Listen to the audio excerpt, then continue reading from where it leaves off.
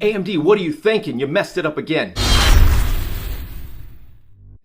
Everybody, welcome to another episode. I quickly wanted to put out a video talking about the 6800 launch yesterday, which is the same video rendering products that are inside the consoles and talking about how it's great and it's bad. I was watching Not an Apple Fan channel, who's Paul. I'm a big fan of his, which is one of the reasons why I do my channel. And I was kind of listening to him, and then he started targeting AMD could have done it because they were doing the consoles, and that's why we're having issues, and that's not true. Sorry, Paul, for having to bring you up, but you're literally the reason I'm talking the way I am right now.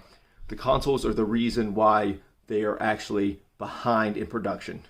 AMD should have waited, I agree, but the console contracts being out this year is why they are behind and why we don't have enough products. Hopefully when we get AIB cards out in the coming weeks, they'll have some cards out. We can actually buy them. Obviously, reports are saying that's where most of the cards are, that will create more availability for everyone.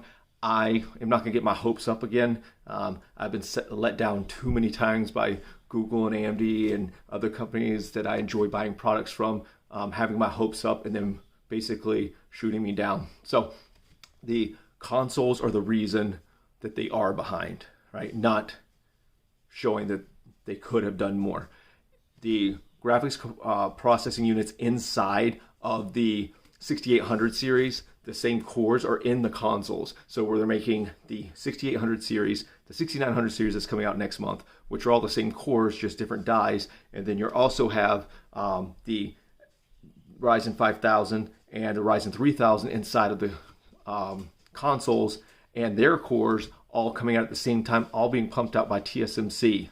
And on top of that, TSMC is also making Apple M1 chips that just came out this week, and the phones that just came out recently, which also another phone launch, which was the 12 Pro Max, just came out. So all of that's coming from TSMC at the same time, and we're sitting here thinking they should have had more out. No, the reality is they should have just waited. They should have pushed out the availability and the launch to the first week of December, or even the second week of December, dropped everything right before Christmas so everybody could be like, oh my God, let's get this up, and had more availability. They should, in my opinion, totally stop making their own cards. I have the same opinion about NVIDIA. Stop making Founders Editions cards. Just let your AIBs make everything. They do a better job anyways. Obviously, Sapphire makes the best AMD cards in my opinion, and EVGA, and there's obviously other good ones as well, but EVGA is the dominant one on the NVIDIA side. Obviously you have MSI, you have Gigabyte, you have Asus, I mean the list goes on, but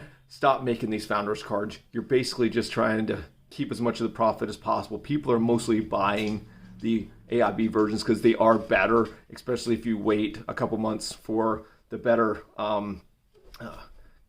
cooling, the better voltage, the better VRM, the better clock speeds, and obviously better drivers in general. So, Paul, while I love your channel, I disagree with you and I agree with you. Thank you for bringing it up, but you have 30,000 subscribers and tell them the truth, all right? Everybody, let's have the conversation down in the comment section. Like the channel.